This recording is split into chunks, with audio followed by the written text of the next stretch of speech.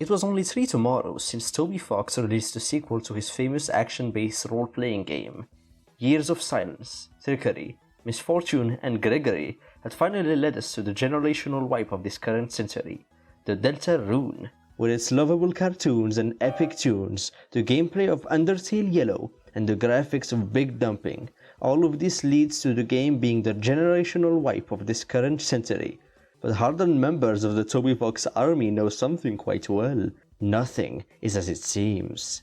You may think that DeltaRune is some kind of silly game, but don't let it fool you. No other video game has quite as much depth, lore, and power as DeltaRune. Every chapter of this game holds secrets beyond secrets. A dinner with Kara, or perhaps a fight with a toy boy, maybe even lancers on the school property. For decades, fans have been asking the most hardened questions. What lies beyond the castle doors? Is Kris evil? Will Jackington grow the beard? Why is the lesbian couple in this game so similar to the lesbian couple in this game? What really happened to Gazetteer? Who is Sans? Is Kris evil? What is the nature of this world's excrements? You may think that these questions cannot be answered, but fear not, as like Kris, I am determined to find the solution with my final DeltaTheory. The gamer challenger will solve the DeltaRune mystery and finally see beyond chapter 3. So what do we know about the Knight? An elusive figure in the world of Toby's Fox. He created the Fountains of the Dark to cause the Evangelion. Why? We do not know what her plans are, their motives, his goals. Heck, we don't even know what she looks like. But there is one theory that can answer who the Knight is, and it's been in front of us this whole time. Kris is the Knight. You're saying, what? Kris can't be Knight? They good and not evil.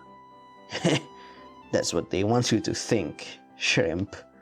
There are one too many evidences that Kris and the Knight share the same fight. For example, the Knight opens dark fountains. Kris climbs evil mountains. We also know that the Knight is determined to evil the world. And you know who else is determined? The human Kris. Both of their names starts with the letter K, which also happens to be the first letter for kill, but that's a subject for another day. Furthermore, throughout all 6 chapters of DeltaRune, the Knight and Kris have never been in the same room. This also proves that Kris is evil. But you know who is even more evil? That's right, a two-spaced man with an evil plan. The blob who's also a sub, Ralsei. But you might be thinking, who really is Ralsei? He's a kinder man, with a kinder plan. You're lying, you silly string. I say nay! Hooray! Kris and Ralsei form a party of 2 in the world of DeltaRune, killing and sparing monsters and such. But what you don't know is that Ralsei has an evil past. He is the son of Gazetteer, the royal scientist who fell into a well. The proof is all there. He's a prince of the dark. He also says stuff like oh and shit. I don't know what Toby Fox was cooking with that one. Wing Gazetteer? I hardly know here. You might say, well, come back after watching like 30 hours worth of theories about his left pinky. This also explains why Kris hates Ralsei, because he's afraid of losing the race? But all of this is just weak soy boy stuff. Now we're gonna get into the meat of it, if you know what I mean. In DeltaRune, a gaster warns of a deadly fate, and that is, your choices do not matter. Whatever you do, whatever you say, whatever you steal, whatever is your spiel, the ending will be the same. Or is it? You see, you might not know this, but in chapter 1 of DeltaRune, there is a secret route you can take that changes everything. I like to call it the strange route. If you collect all 7 hidden Lancer cookies, you'll be able to liquefy the King of Spades, gaining you a GN. What is a GN? It's an acronym. It stands for Genocide Level. It calculates your amount of genocide. This leads you to an alternate chapter where you and your crew can kill the monster. And then the world ends.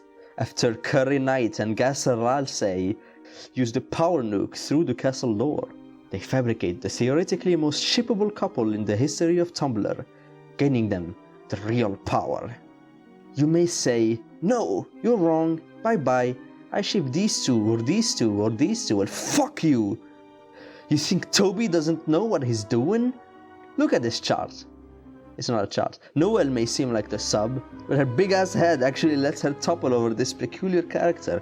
This ship can literally be interpreted in any way you like, making it the strongest.